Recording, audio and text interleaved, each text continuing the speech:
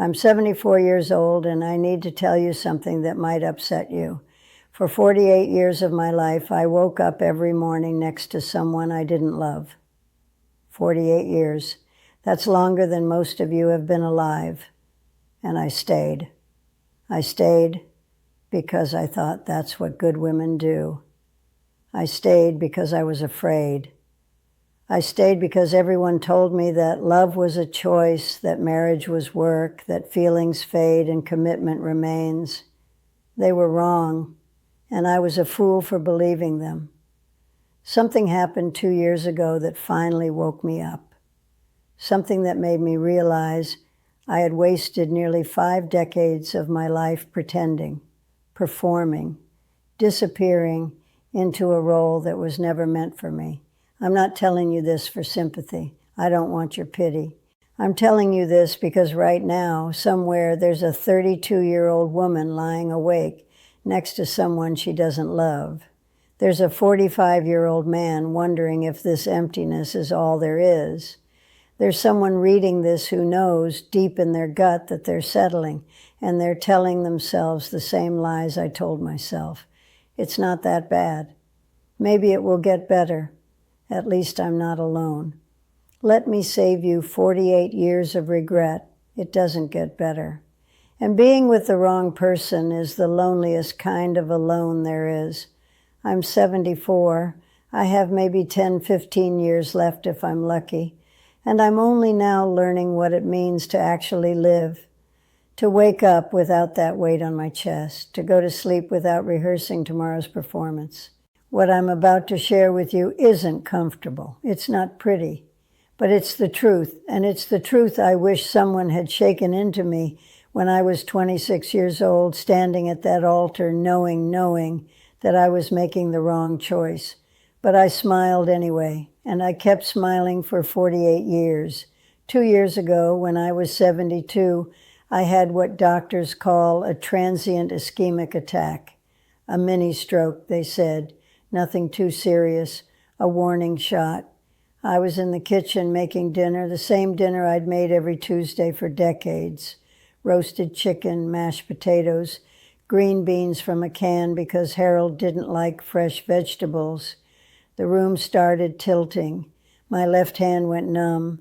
I tried to call out, but the words came out wrong, jumbled, like my brain and my mouth weren't connected anymore. I remember grabbing the counter. I remember the floor coming up to meet me. I remember thinking very clearly, so this is how it ends. And you know what my next thought was? Relief. That's when I knew something was deeply, terribly wrong with my life. I woke up in the hospital 12 hours later. Harold was there, sitting in the corner chair, reading a magazine, not holding my hand, not crying, just waiting, like I was a car in the shop. The doctor came in and explained what happened, talked about blood thinners, lifestyle changes, stress reduction. Harold nodded along, asked about the cost, and I lay there looking at the ceiling, having what I can only describe as an out-of-body experience. I saw my life from above, all 72 years of it, and I realized I couldn't name a single moment of genuine happiness from my marriage, not one. 48 years of marriage, and I couldn't find one memory that made me feel warm.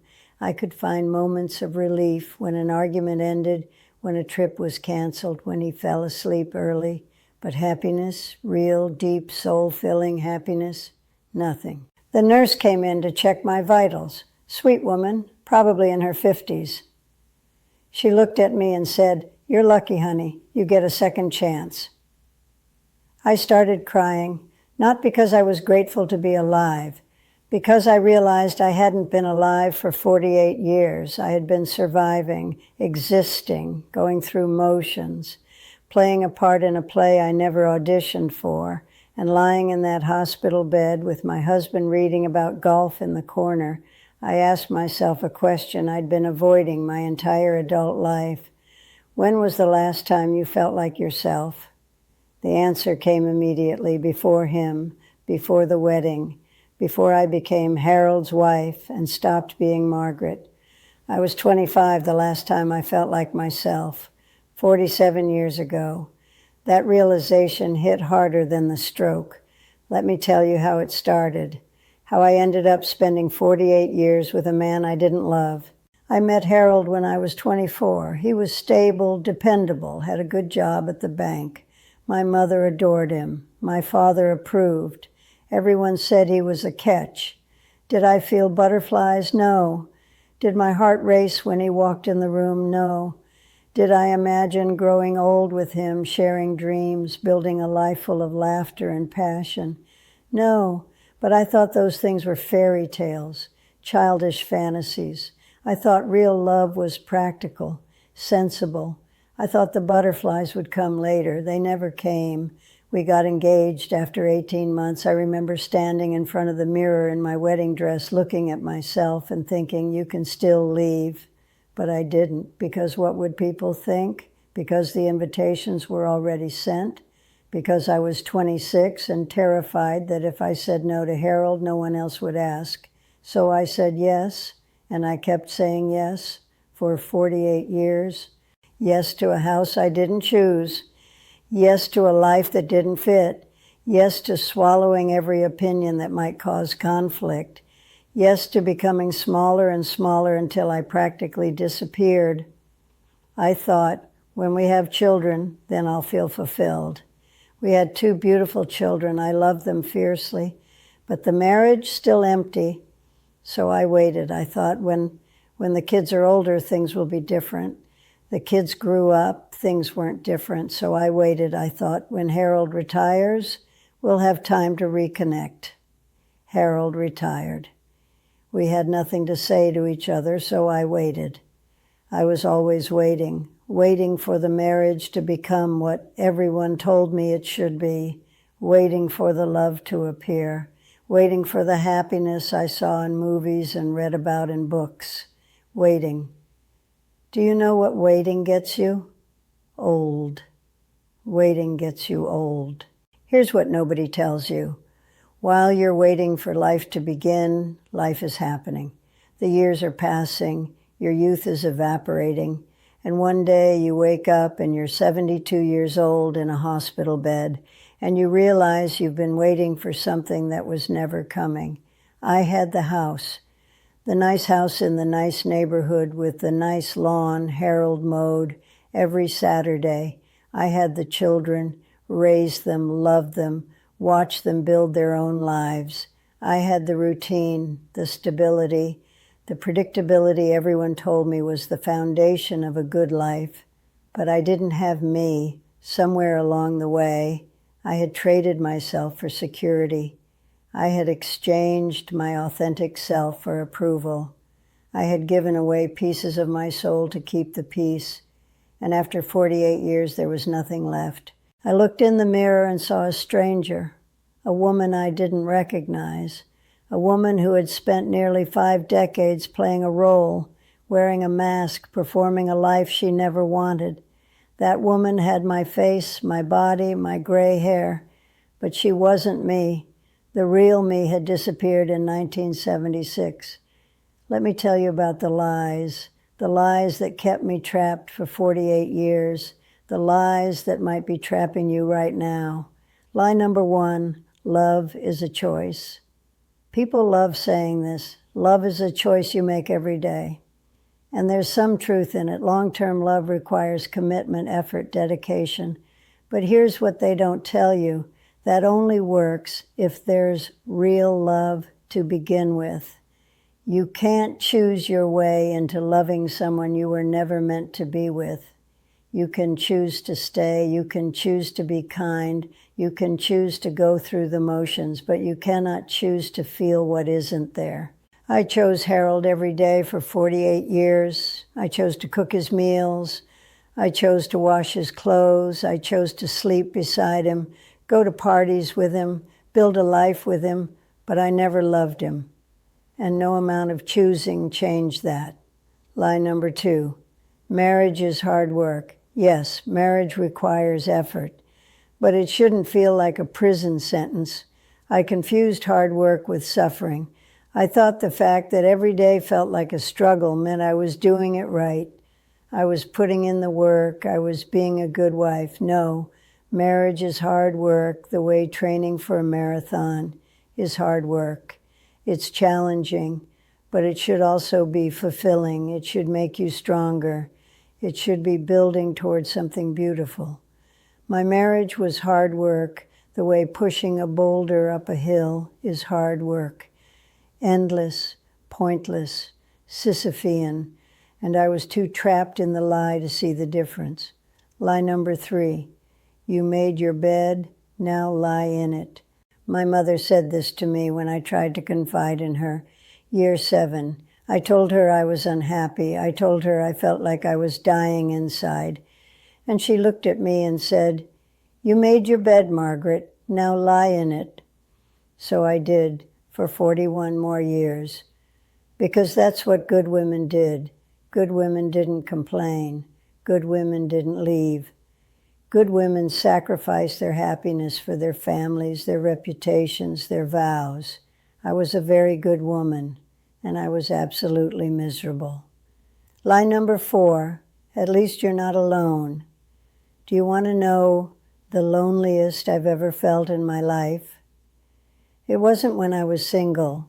It wasn't in my own apartment in my early 20s, eating dinner by myself. The loneliest I've ever felt was lying next to Harold at 2 a.m., staring at the ceiling, knowing that the person beside me had no idea who I really was, knowing that I had hidden myself so completely that even my husband of 40 years was married to a stranger. Being alone is one thing. Being lonely inside a marriage is a different kind of hell. I had someone to eat dinner with every night, someone to attend parties with, someone to fill out the emergency contact line on forms, but I had no one who truly saw me, no one who truly knew me, no one I could be completely myself with, because I wasn't myself. I had forgotten who I was. That's the cruelest loneliness there is. Let me tell you about my friend Dorothy. Dorothy was 5 years older than me. We met at church in 1982. She was also in an unhappy marriage, and for decades we were each other's lifeline. We'd have coffee every Thursday morning and share our misery like it was a bond. At least we're not alone in this, we'd say. Dorothy died 6 years ago. Heart attack. She was 73. At her funeral, her daughter gave the eulogy, and she said something that haunted me. My mother lived for everyone else. I just wish she had lived for herself. I sat in that pew and thought, that will be my eulogy. That will be my legacy. She lived for everyone else. Is that the legacy you want? You want to know what keeps me awake at night? Not the big things, not the obvious things, the small moments, the specific, concrete, irreversible choices I made.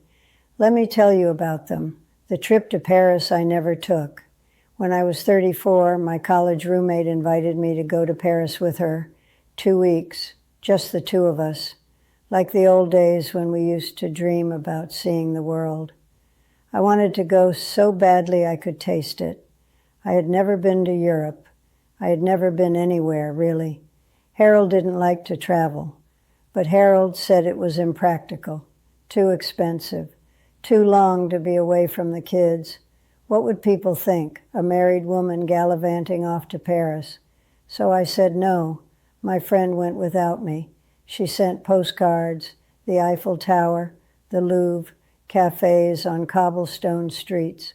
I kept those postcards in a drawer for 40 years. I have never been to Paris. I will probably never go now. My body can't handle that kind of travel anymore. 40 years ago, I was healthy and young, and I had the chance. And I said no because Harold thought it was impractical. The photography I abandoned. Before Harold, I loved photography. I had a little Pentax camera, and I used to spend weekends wandering around the city, taking pictures of strangers, buildings, light filtering through trees. I wasn't great at it, but it made me feel alive. It made me feel like me. Harold thought it was a waste of time. Why do you need a hobby? He'd say. Don't you have enough to do? So I put the camera away. I told myself I'd pick it back up when the kids were older, when I had more time, when Harold was more supportive. I never picked it up again. Last year I found that old Pentax in a box in the garage. I held it in my hands and wept. For the woman who used to see beauty everywhere. For the artist I killed to keep the peace. The words I never said to my father. My father died in 1994. He was 78. I was 46. We weren't close. He wasn't the kind of man who said, "I love you." Neither was I, apparently. I learned it from him. The week before he died, I visited him in the hospital. He was weak, fading. I sat beside his bed, and I wanted to say it. I wanted to tell him I loved him, that I forgave him for being distant, that I understood now how hard life could be, but I didn't. I talked about the weather, about the grandkids, about nothing, and then he was gone. 29 years later, I still carry those unsaid words. They're heavier than you'd think. Unsaid words don't disappear. They calcify inside you. The friendship I let die. I told you about Dorothy, but there was another friend, Susan. Susan and I were inseparable in our 20s. She was wild and funny and made me feel brave. When I told her I was engaged to Harold, she looked at me and said, "Maggie, are you sure? You don't seem happy." She saw it. She saw what I couldn't admit. I got defensive. I told her she was jealous. We fought. I didn't invite her to the wedding. We never spoke again. I've thought about Susan thousands of times over the years, wondered what happened to her, wondered if she found the kind of love she deserved, wondered if she ever forgave me for choosing a man over our friendship. I could have reached out. For 48 years, I could have picked up the phone, written a letter, made things right. I never did. Last year, I finally tried to find her. I searched online, asked old friends. Susan died in 2015, breast cancer. She was 67. I missed her by 8 years. 8 years when I could have apologized, could have reconnected, could have told her she was right about everything. Too late. The novel I never wrote. When I was young, I wanted to be a writer. I filled journals with stories, poems, observations. My English teacher in high school told me I had talent. "You should pursue this," she said. I didn't. I studied something practical instead, got a sensible job, became a sensible wife, but the dream never fully died. It just got buried. For decades, I told myself, someday I'll write that novel. Someday when I have time. Someday when the kids are grown. Someday when I retire. Someday. I'm 74 years old. I have dozens of notebooks filled with fragments, ideas, half-started stories, but I never wrote the novel. And now my hands shake. My eyes tire easily. My brain doesn't work like it used to. Someday came and went. I missed it. The dancing I gave up. This one sounds silly, but it haunts me. I used to love dancing, not professional dancing, just dancing, at parties, at weddings, in my kitchen with the radio on. Harold didn't dance. He thought it was undignified. So I stopped. 48 years without dancing. Can you imagine? 48 years of sitting on the sidelines while music played, while my feet itched to move, while life swirled around me. I chose stillness. I chose his comfort over my joy. Now my knees ache. My balance isn't what it was. I can still sway a little to music, but the dancing I used to do, free and wild and joyful, that's gone. I traded it for a man who didn't even like to see me happy. So what happened after that hospital bed? I went home. I recovered physically. The doctors said I was lucky, that I should make lifestyle changes, reduce stress. I almost laughed. My entire life was stress. My entire existence was performance.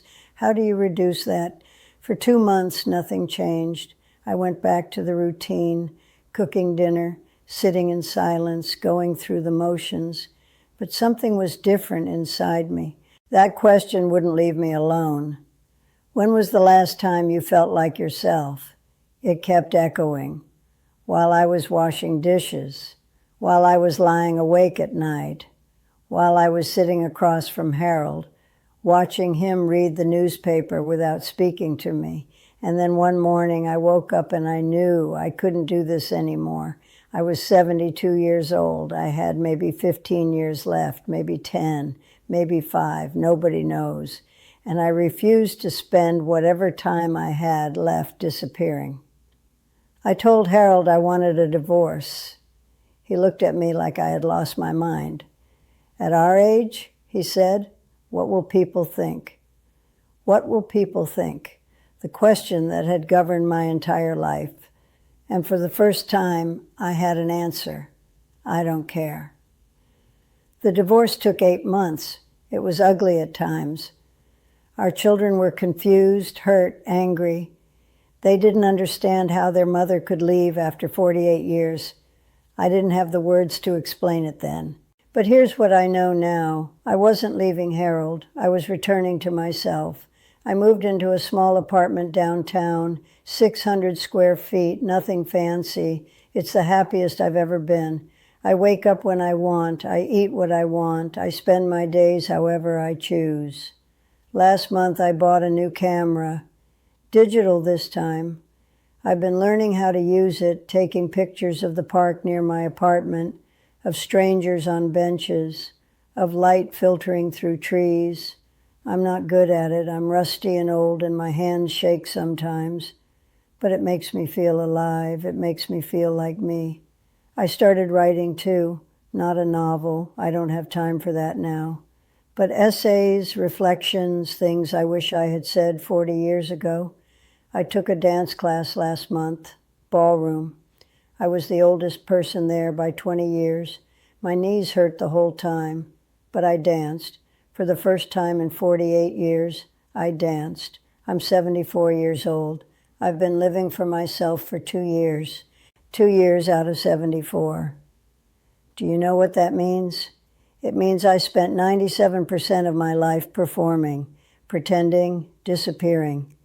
And these last 3%, these 2 short years, they've been worth more than the other 72 combined. Now I need to talk to you. Yes, you. The person reading this right now. I need to ask you something, and I need you to answer honestly, not to me, to yourself. Are you settling? Not, is your relationship perfect? No relationship is perfect. Are you settling? Are you with someone because you're afraid to be alone? Because it's convenient? Because leaving would be too hard, too complicated, too embarrassing? Are you waking up every day and going through the motions, telling yourself this is fine, when deep down you know it isn't? Are you shrinking yourself to fit into someone else's life, giving up pieces of who you are to keep the peace? If you died tomorrow, would you be satisfied with the love you experienced? Not the love you performed, not the love you pretended, the love you actually felt. Would you be satisfied? I know what you're thinking. But what about my children? What about my finances? What about what people will think? What about my vows? I thought all of those things too for 48 years. And you know what I have to show for it? 48 years of emptiness, 48 years of loneliness, 48 years of watching my life pass by while I sat in the audience of my own existence. My children, they're adults now, and they're slowly understanding. One of them told me recently, "Mom, I wish you had done this sooner. I wish I had seen you happy." My finances? I have less money now than when I was married, a lot less. And I don't care. You cannot buy back wasted years. You cannot purchase peace of mind. What people think, the people who judged me for leaving, aren't in my life anymore. And the ones who stayed, the ones who matter, they're glad I finally woke up. My vows, I kept them for 48 years. I kept them when they made me miserable, when they slowly killed the person I was supposed to be. And where did that get me? Vows matter. Commitment matters. but not at the expense of your soul, not when the price is your entire self. Here's what I need you to understand. You are not trapped. You might feel trapped. Your circumstances might seem impossible. Leaving might seem unthinkable. But you're not trapped. You have a choice. You've always had a choice. I know this because I had a choice too. At 26 when I stood at that altar. At 34 when I didn't go to Paris. At 46 when my father died and I still didn't wake up. I had a choice every single day, and every single day I chose fear. Don't choose fear for 48 years. I'm not saying leave your marriage tomorrow. I'm not saying blow up your life without thinking. But I am saying be honest with yourself. Stop pretending. Stop performing. Stop telling yourself that fine is good enough. You get one life, one. And settling for less than real love, less than genuine happiness, less than authenticity. That's not living. That's just existing. I existed for 48 years. Existence is not enough. If I could go back to my 26-year-old self, standing in that wedding dress, knowing something was wrong, here's what I would say. Stop. Stop trying to meet everyone else's expectations. Stop believing that security is more important than joy. Stop thinking that you can fix a wrong decision by committing harder to it. Stop waiting for someone to give you permission to be yourself. Stop shrinking yourself to fit into spaces that were never meant for you. Stop telling yourself it's not that bad when your soul is screaming that it is. Stop prioritizing what people think over what you feel. Stop sacrificing your happiness on the altar of other people's comfort. Start listening to your gut. It knows things your brain hasn't figured out yet. Start being honest, brutally, painfully honest with yourself. Start imagining what your life could look like if you stop settling. Start having the hard conversations you've been avoiding. Start choosing yourself, not selfishly, not cruelly, but unapologetically. Start believing that you deserve real love, not just the performance of it. Start living before it's too late. If you're in a relationship that dims your light, say something today, not next week, not when the timing is better. Today. If you've been hiding parts of yourself to keep someone else comfortable, stop hiding today. Let them see you. If they can't handle the real you, that tells you everything you need to know. If you've been putting off your dreams, your hobbies, your passions for someday, start them today. Even if it's just 15 minutes. Even if you're terrible at it, start. If there are words you need to say, I love you, I forgive you, I'm sorry, goodbye, say them today. Don't wait for the right moment. The right moment is now. It's always now. If you're staying out of fear, name the fear, write it down, look at it. Is it bigger than spending another decade, another 20 years, another 48 years in a life that isn't yours?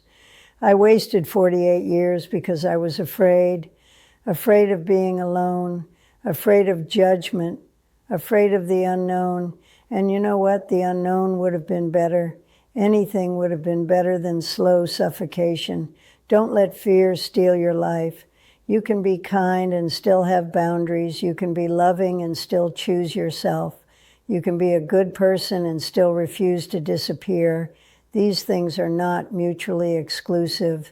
The lies we're told, that self-sacrifice is noble, that putting yourself last makes you good, that your worth comes from how much you give away, they're just lies. And they will eat you alive if you let them. I'm 74 years old now. I live alone in my small apartment with my camera and my notebooks and my aching knees. I have less money than I had 2 years ago, less space, fewer things, and I am happier than I have ever been in my entire adult life. Some mornings I wake up and I can't believe it. I can't believe I actually left. I can't believe I finally chose myself. It feels like a miracle, a tiny, late-in-life miracle. But it also feels like a tragedy because I think about all those years, the 48 years I spent performing, the thousands of mornings I woke up with that weight on my chest, the decades of swallowed words and abandoned dreams and shrinking until I nearly vanished. I would give anything to have those years back, to have started living at 30 instead of 72, to have taken that trip to Paris, to have kept taking photographs, to have danced whenever I wanted, to have been brave enough to choose happiness over safety. I can't get those years back. Nobody can. But you still have your years. Maybe you're 30, maybe you're 45, maybe you're 61. Whatever age you are, you have years I don't have anymore. Don't waste them. I don't regret leaving Harold. I regret waiting so long. I don't regret choosing myself. I regret treating that choice like it was selfish. I don't regret speaking this truth. I only regret not having the words sooner. The irony isn't lost on me. When I believed I had all the time in the world, I wasted it. I postponed joy. I deferred living. I waited for someday. Now, when time is running out, I finally understand its value. I'm careful with every hour. I don't postpone joy anymore. I don't wait. That's the cruel joke of life. We don't appreciate time until it's almost gone. But you're reading this. You're still here. You still have time. Please, don't make my mistake. You have a choice right now, today, this very moment. You can close this story and go back to your life exactly as it was. You can tell yourself that your situation is different, that you're fine, that things aren't that bad. You can keep waiting, or you can let my 48 years of regret mean something. You can look at your life, really look at it, and be honest about what you see. Are you settling? Are you shrinking? Are you performing a life instead of living one? Are you waiting for someday? Someday is today. It has always been today. Every day you wait is a day you lose. Every year you postpone is a year you can never get back. I know because I lost 48 of them. You don't have to leave your relationship tomorrow. You don't have to blow up your life tonight. But you do have to be honest. You do have to start choosing yourself. You do have to stop disappearing. The permission is granted, not by me. I'm just a 74-year-old woman with a lot of regrets in a small apartment. The permission is granted by you, to yourself, right now. You are allowed to want more. You are allowed to be happy. You are allowed to stop settling. The clock is ticking. It's always ticking. What are you going to do with your time? If this story touched something in you, I hope you'll share it. Not for me, not for views or numbers or any of that. For the person who needs to hear it. For the friend who's settling and doesn't know how to admit it. For the stranger who's about to make the same mistake I made. Share it for them. Subscribe if you want to hear more. I have other truths to tell. And at 74, I'm done staying quiet. I wasted too many years being silent. Leave a comment. Tell me what you're going through. Tell me what you're going to do differently. Tell me if you're settling or if you found the courage to stop. I read every single comment.